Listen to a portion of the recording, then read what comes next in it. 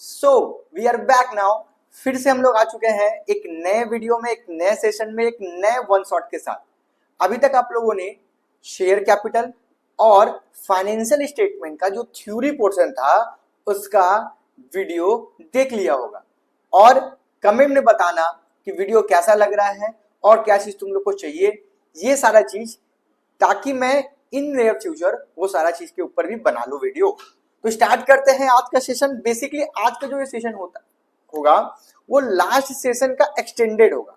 मतलब अगर अभी तक फाइनेंशियल स्टेटमेंट का वन शॉट का पार्ट 1 तुम लोग नहीं देखे हो तो पहले जाकर देख लो बाबू, उसके बाद ही ये आओगे वीडियो देखने, तो मजा भी आएगा देख के और समझ में भी आएगा देख के। लास्ट जो वीडियो था उसमें हम लोग क्या डिस्कशन किए, उसमें हम लोग डिस्कशन किए कि फाइनेंशियल स्टेटमेंट क्या होता है, ठीक है, उसका ऑब्जेक्टिव्स क्या है, बैलेंस शीट कैसा होता है, ठीक है, और भी बहुत सारे चीज के बारे में हम लोग चर्चा किए थे।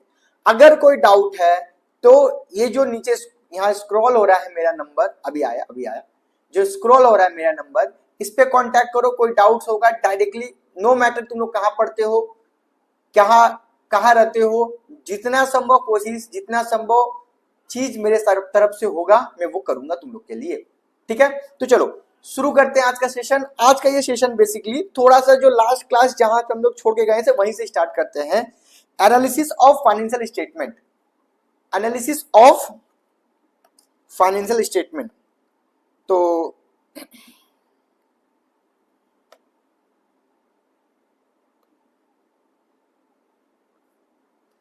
एनालिसिस ऑफ फाइनेंशियल स्टेटमेंट क्या है, थोड़ा सा पढ़ लो इसको। चलो, तो analysis of financial statement is a systematic process of analyzing the financial information।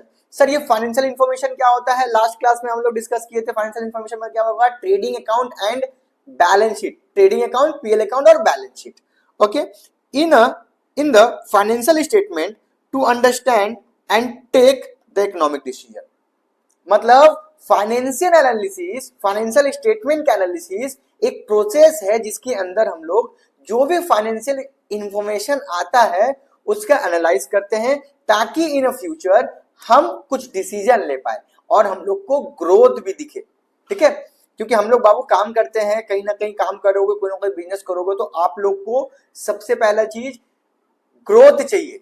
Without growth आप कोई काम करोगे ही नहीं, ठीक है। तो ग्रोथ अगर करना है तो आपको डिसीजन लेना पड़ेगा।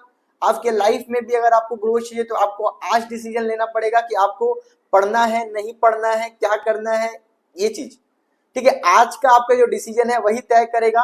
तो ऐसे ही जो आर्टिफिशियल पर्सन होता है, मतलब कंपनी, उसका जो फाइनेंशियल इंफॉर्मेशन है उसको हम लोग जब एनालाइज करेंगे, उसका रिजल्ट क्या आएगा एनालाइज करने के बाद, ताकि इन फ्यूचर हम लोग ऐसा डिसीजन ले पाए और वो डिसीजन से हम लोग का कंपनी ग्रोथ हो, कंपनी का ग्रोथ हो।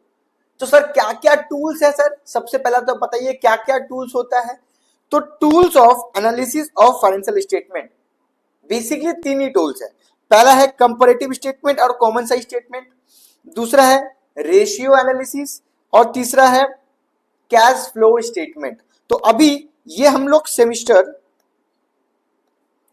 4 में पढ़ेंगे, कैश फ्लो स्टेटमेंट हम लोग सेमेस्टर 4 में पढ़ेंगे। इस वीडियो में हम लोग जो सबसे पहला टॉपिक था comparative statement and common size statement, उसका डिस्कस करेंगे।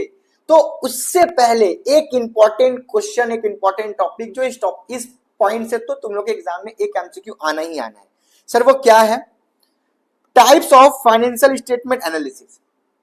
कितने टाइप का फाइनेंशियल स्टेटमेंट एनालिसिस होता है।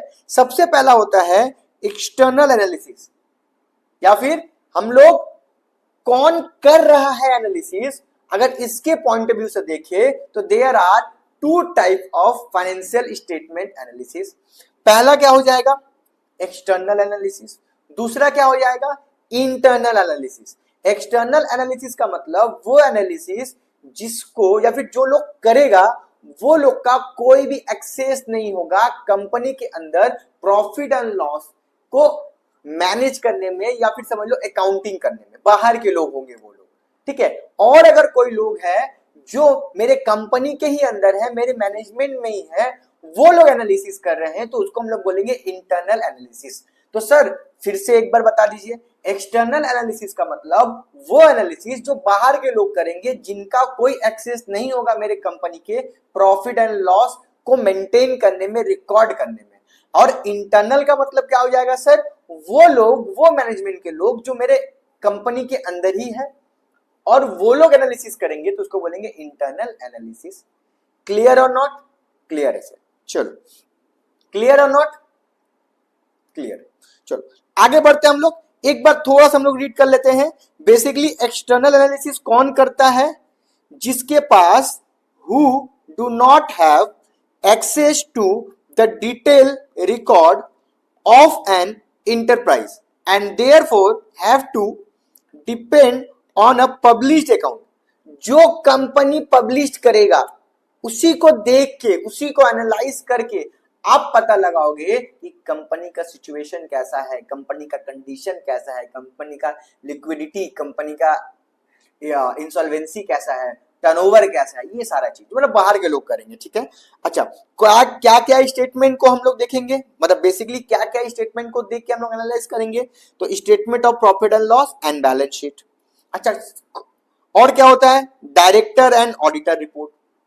डायरेक्टर का क्या रिपोर्ट आया? अभी हाल फिलहाल में 2-3 दिन पहले रिलायंस का एजीएम का मीटिंग था, एनुअल जनरल मीटिंग। इसमें क्या होता है, जो सीईओ होता है, जो कंपनी का टॉप मैनेजमेंट लोग है, वो लोग बताता है अपना विजन कि आगे आने वाला साल में हम लोग क्या क्या करने वाले हैं और जो लास्ट साल गया है उसमें हम लोग क्या किए। ठीक है, तो बेसिकली इसको करता कौन है? बहुत इंपॉर्टेंट क्वेश्चन यहां से आ सकता है कि एक्सटर्नल एनालिसिस कौन करता है? तो इन्वेस्टर करता है, जो आप पे पैसा लगाएगा। लैंडर, जो आपको उधार देगा। क्रेडिटर, जिससे आप उधार में सामान लेके आओगे। तुम सोचो, कोई भी क्रेडिटर, अगर तुम हमको उधार में सामान बेच रहे हो तो क्या तुम हमको बिना मेरा बैलेंस शीट एनालाइज करे बेच दोगे? मतलब सर बेच देंगे, भरोसा है, जब तुम्हारा बिजनेस डूब जाएगा। श्राप नहीं दे रहे हम, सच्ची में डूब जाएगा। क्यों? क्योंकि तुम लोग अकाउंट्स का जो बेसिक प्रिंसिपल्स है उसको वायलेट कर दे रहा भाई, कि भाई अगर हम किसी को उधार में सामान बेचेंगे तो उसका बैलेंस शीट नहीं देखेंगे कि एसेट्स लायबिलिटी कितना है, नहीं है? देखेंगे सर। क्यों? हमको पैसा दे पाएगा या नहीं दे पाएगा सर? जरूर देखेंगे सर, तो फिर हो जाए। चलो आगे आओ। तो क्रेडिटर देख के देगा। इसके बाद गवर्नमेंट एजेंसी, रिसर्च स्कॉलर। अच्छा, रिसर्च स्कॉलर कौन होता है? जैसे हिंडनबर्ग बोल के एक कंपनी है, कुछ दिन पहले अडानी का केस हुआ था, वो लास्ट क्लास में भी मैं बताया था, लास्ट वीडियो में भी मैं बताया हुआ ये सब चीज। इंटरनल एनालिसिस का मतलब वो एनालिसिस जो आपके कंपनी के अंदर के ही लोग, मैनेजमेंट लोग ही करेंगे, ताकि आपका जो इंटरप्राइज है, जो आपके इंटरप्राइज के अंदर के लोग हैं, अच्छा, ताकि जो आपका इंटरप्राइज है, मतलब जो आपका कंपनी है, वो क्या हो, उसका जो डिटेल या फिर जो उसका इंफॉर्मेशन है, ठीक है, वो आप बढ़िया से प्रेजेंट कर पाओ इन्वेस्टर के पास, और आपका फ्यूचर जो भी ग्रोथ या फिर जो भी आप डिसीजन लेने वाले हो उसमें भी आपका हेल्प हो जाए। इसके बाद आता है horizontal analysis, vertical analysis. Sir horizontal analysis क्या है? तो अभी हम शॉर्टकट में बता दे रहे हैं। एक ऐसा एनालिसिस, अच्छा इसको क्या बोलते हैं? It is useful for trend analysis and long term planning. अच्छा, बेसिकली ये किसके अंदर आता है? Comparative statement. कंपैरेटिव स्टेटमेंट को ही हम क्या बोलते हैं? हॉरिजॉन्टल एनालिसिस या फिर डायनेमिक एनालिसिस। क्लियर हुआ? नेक्स्ट आते हैं हम लोग वर्टिकल एनालिसिस। इसको क्या, इसके अंदर क्या आएगा? बेसिकली ये 1 साल के अंदर ही का सीव होता है हम लोग। ठीक है, इसको हम लोग क्रॉस सेक्शनल एनालिसिस बोलते हैं। इसका इंपॉर्टेंट पॉइंट है, याद रखना। और बेसिकली अच्छा, यहां पे आ गया अगर कंपैरेटिव स्टेटमेंट, तो वर्टिकल में क्या आ जाएगा? Common size statement.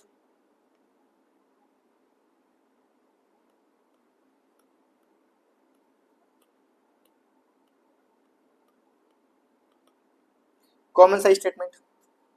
के बाद अगले टॉपिक पे हम लोग आते हैं। नेक्स्ट टॉपिक है कि सर हम लोग इंटरनल एक्सटर्नल पढ़ लिए, हॉरिजॉन्टल वर्टिकल पढ़ लिए, एक बार और थोड़ा सा बता दीजिए इंटर और इंट्रा फर्म कंपैरिजन में। अच्छा, इंट्रा फर्म कंपैरिजन में क्या होगा? जब आप, लिखा हुआ है देखो, a comparison of financial variables of an enterprise over a period of time is known as intra firm comparison. आपके कंपनी के अंदर ही जो वेरिएबल से आप उसको कंपेयर कर रहे हो समय के साथ कि क्या चेंजेस आया है, उसको आप बोलोगे इंट्रा फर्म कंपैरिजन, कंपनी के अंदर। इसको हम लोग क्या बोलते हैं, it is also known as या it is also called time series analysis और ट्रेंड एनालिसिस। इसके बाद आता है inter firm comparison. Sir inter firm comparison क्या होता है, जब टू और मोर इंटरप्राइज या फिर फर्म्स का जो प्रॉफिट एंड लॉस है उसको एक जगह ला के आप कंपेयर कर रहे हो, मतलब रिलायंस के साथ, जियो के साथ एयरटेल का कंपैरिजन कर रहे हो, तो सर वो क्या हो जाएगा, तो वो हो जाएगा मेरा इंटर फर्म कंपैरिजन। अब जो इस वीडियो में हम लोग आगे पढ़ने वाले हैं, बेसिकली इस वीडियो में हम लोग कॉमन साइज स्टेटमेंट और कंपैरेटिव स्टेटमेंट को डिस्कस करेंगे। तुम लोग का एग्जाम में लॉन्ग क्वेश्चन नहीं आने वाला है, इसीलिए खाली कैलकुलेशन याद रखना कि कैसे मैं कैलकुलेशन कर रहा हूं। 20 मिनट का ये वीडियो है, अगर इतना देख लोगे एग्जाम के पहले, मैं इंश्योर करता हूं कॉमन साइज स्टेटमेंट और कंपैरेटिव स्टेटमेंट में तुमको कोई दिक्कत नहीं होने वाला है। ठीक है, चलो तो आते हैं लिमिटेशन। लास्ट वीडियो में हम लोग डिस्कस कर लिए थे, अब यहाँ पे टाइम वेस्ट करके फायदा नहीं है, हम लोग उसके आगे बढ़ते हैं।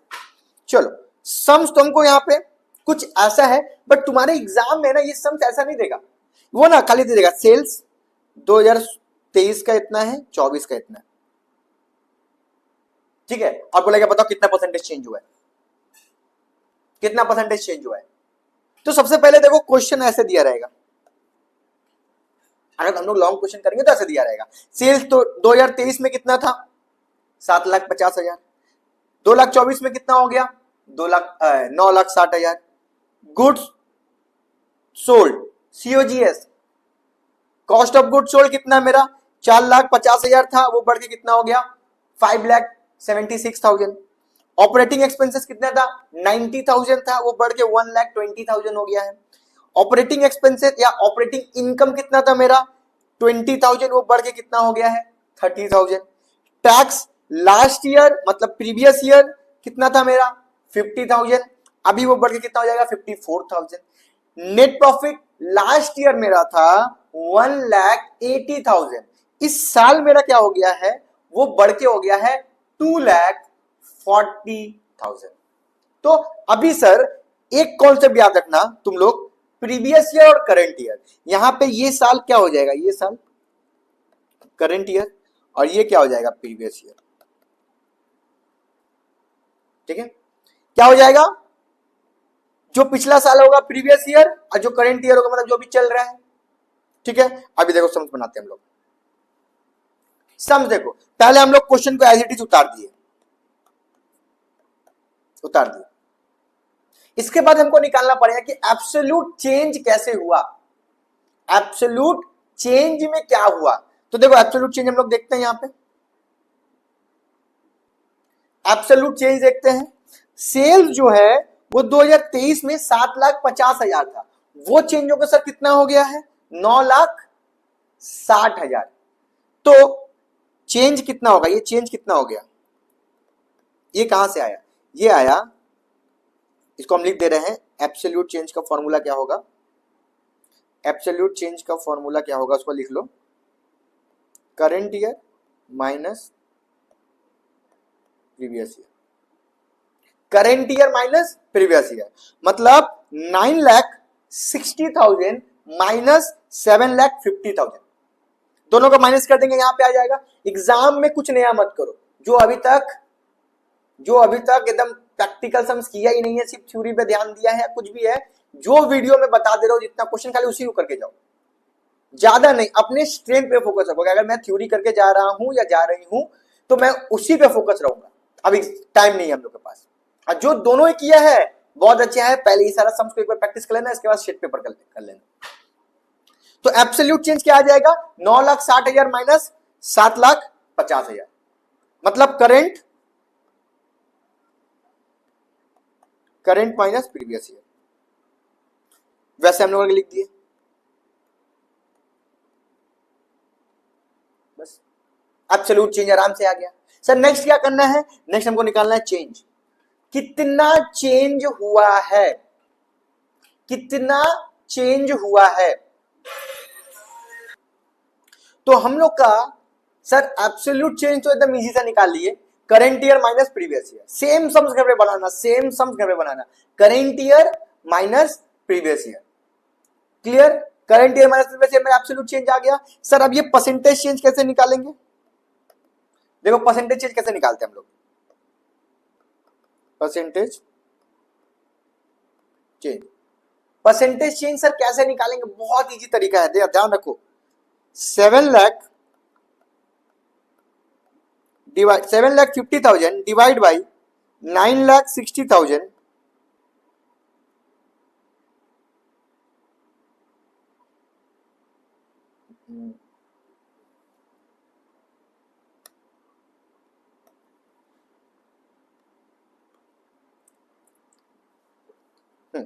तो सर एब्सोल्यूट चेंज तो सर बहुत इजी था, current year minus previous year आराम से निकालेंगे। बट सर चेंज में ना सर परसेंटेज आ जाता है। अब परसेंटेज देख के हम लोग थोड़ा घबरा जाते हैं। घबराने वाला बात नहीं है, जब तक हमें घबराने का कोई दिक्कत नहीं है, ठीक है, कोई दिक्कत नहीं है। एक वीडियो आएगा कैलकुलेशन वाला, एकदम टेंशन मत लेना। परसेंटेज निकालना, प्लस माइनस करना, ठीक है, जो शॉर्टकट जहां पे हम लोग मार सकते हैं वो सारा एक वीडियो उस टाइप का आएगा, उसको दबा के देख लेना, थोड़ा प्रैक्टिस कर लेना, हो जाएगा काम। विदाउट कैलकुलेटर भी उड़ा देंगे सर हम लोग, बस ये जोश रहना चाहिए, ठीक है। तो चेंज कैसे निकालेंगे ध्यान दो, percentage change. Percentage change sir कैसे निकलेगा? सबसे पहले कितना चेंज हुआ उसको लिख देंगे, मतलब 2,10,000,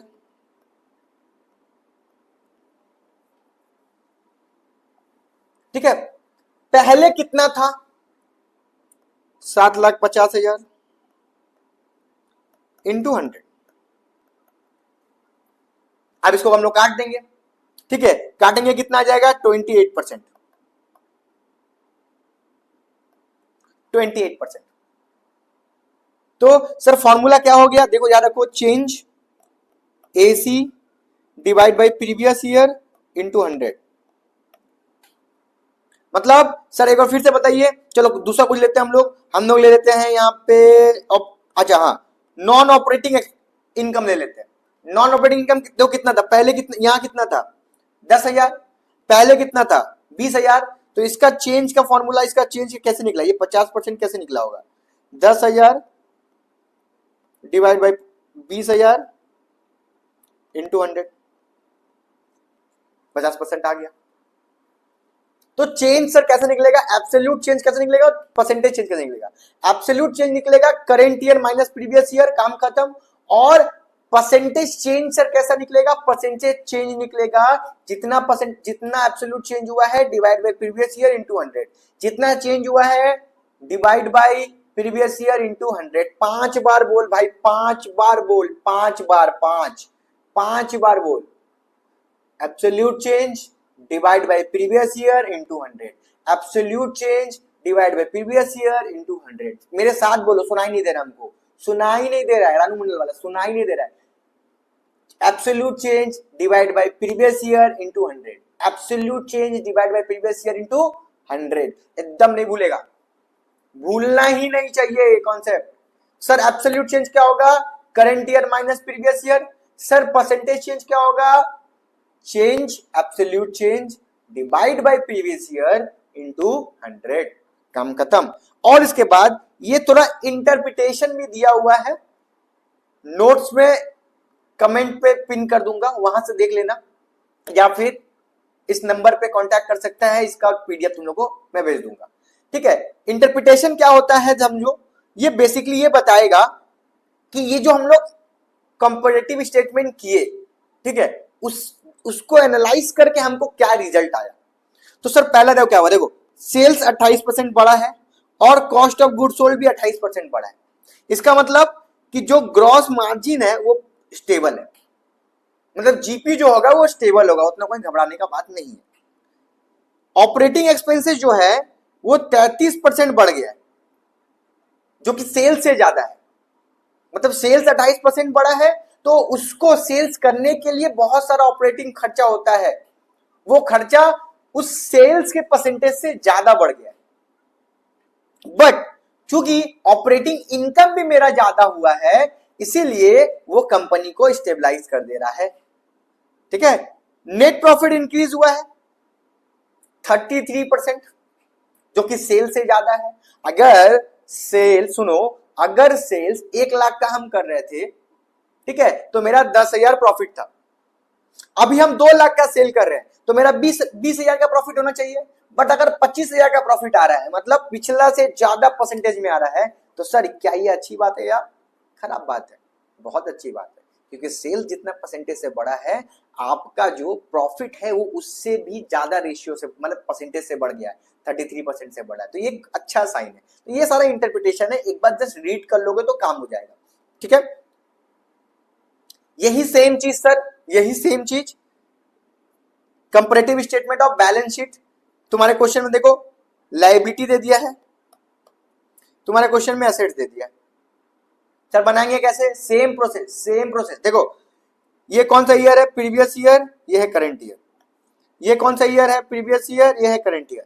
अच्छा सर, क्या हम लोग हॉरिजॉन्टल फॉर्मेट में बनाएंगे? नहीं, हॉरिजॉन्टल के टाइम में समय गया। लास्ट क्लास में हम लोग बताए भी थे हम लोग कैसे बनाएंगे, हम लोग पूरा नया फॉर्मेट में बनाएंगे, मतलब ऐसे। सर प्रोसेस क्या होगा? प्रोसेस वही है बच्चा, क्वेश्चन पहले छाप लो, एब्सोल्यूट चेंज निकाल लो, उसके बाद परसेंटेज चेंज निकालो। क्लियर? तो देखो पहले लायबिलिटी, शेयर कैपिटल 6 लाख से 7 लाख हुआ, एब्सोल्यूट चेंज 1 लाख, और परसेंटेज चेंज कैसे निकालेंगे? 1 lakh divide by 6 lakh into 100, 1 lakh divide by 6 lakh into 100। Reserve का भी same, long term borrowings, creditor, इसका भी सेम, सब सेम है, कोई चेंजेस नहीं, बस खाली बेसिक फॉर्मूला हम लिख दे रहे हैं। बेसिक फॉर्मूला देख लो, यहाँ पे हम यहाँ पे बेसिक फॉर्मूला लिख दे रहे हैं। एब्सोल्यूट चेंज, एसी का बेसिक फॉर्मूला क्या होगा? एसी का बेसिक फॉर्मूला क्या होगा? Current year minus previous year. और परसेंटेज चेंज, अच्छा यहाँ पे थोड़ा इकोनॉमिक्स वाला फंडा आ जा रहा है मेरे दिमाग में, डेल्टा लिख दे रहे हैं।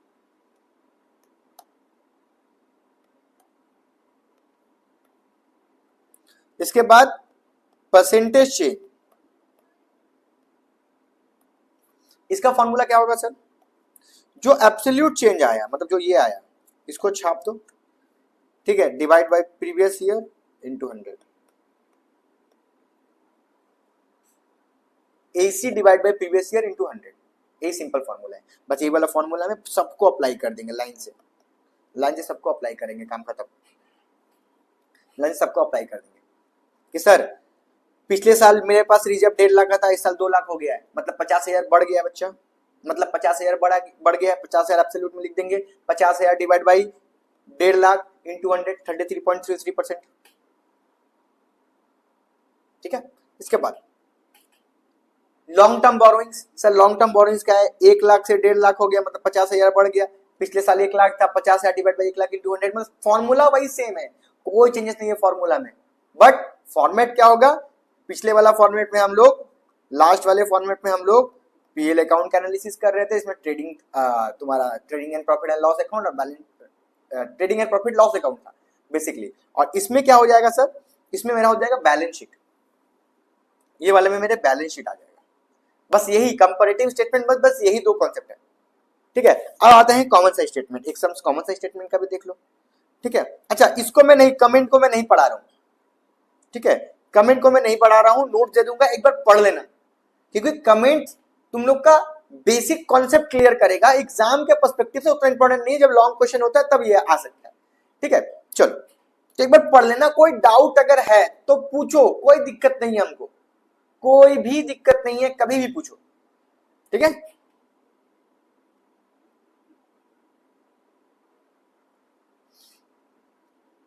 कोई लिख रहा है सर रात को पूछ सकते हैं, रात को पूछ सकते हैं बाबू, अगर जागे रहेंगे हम, ऐसे तो काम पे लगे रहते हैं 1-1.5 बजे तक, तो अगर आँख खुला रहेगा तो जरूर बता देंगे, बट अगर सो गए तो फिर तो बता ही नहीं सकते। बट ऐसा कोई बात नहीं, कभी भी पूछो, बेधड़ाक पूछो, बेधड़ाक, ठीक है। चलो नेक्स्ट, कॉमन साइज स्टेटमेंट क्या होता है? एक ऐसा स्टेटमेंट जिसमें आप अपना trading account, profit and loss account, balance sheet का एक किसी नंबर से बेस मान के पूरा स्टेटमेंट को एनालाइज करते हैं। अगर ट्रेडिंग एनपीएल अकाउंट होगा तो आप सेल्स को बेस मानोगे, अगर आपका एसेट्स होगा तो टोटल एसेट्स को बेस मानोगे, अगर लायबिलिटी होगा तो टोटल लायबिलिटी को बेस मानोगे। तो किसको बेस मानेंगे? अगर ट्रेडिंग है तो सेल्स, अगर एसेट्स है तो टोटल एसेट्स, अगर लायबिलिटी है तो टोटल लायबिलिटी। तो देख लेते हैं हम लोग। चलो क्वेश्चन यहां पे दिया हुआ है, एकदम मामाटी मानुस वाला क्वेश्चन, एकदम प्यारा सा क्वेश्चन यहां दिया हुआ है। देखो देखो किस पे निकालने बोल दिया है? सेल्स में। ऑब्वियस सब बात है, सेल्स पे ही निकालने बोलेगा। अगर कुछ और बोल दिया तो सर अलग बात है, बट मैक्सिमम जगह में सेल्स ही बोलेगा, तो टेंशन नहीं, टेंशन नको। चलो याद दो। इसके बाद क्वेश्चन क्या है? क्वेश्चन क्या है सर? क्वेश्चन क्या है सर? क्वेश्चन क्या है? क्वेश्चन सर है सेल्स हुआ है, कॉस्ट ऑफ गुड सोल्ड है, ग्रॉस प्रॉफिट है, ऑपरेटिंग एक्सपेंसेस है, डेप्रिसिएशन है, इंटरेस्ट है, पीबीटी है, प्रॉफिट बिफोर टैक्स है, नेट प्रॉफिट है। अच्छा, नेट प्रॉफिट को हम लोग क्या बोल सकते हैं? PAT, PAT PAT, profit after tax.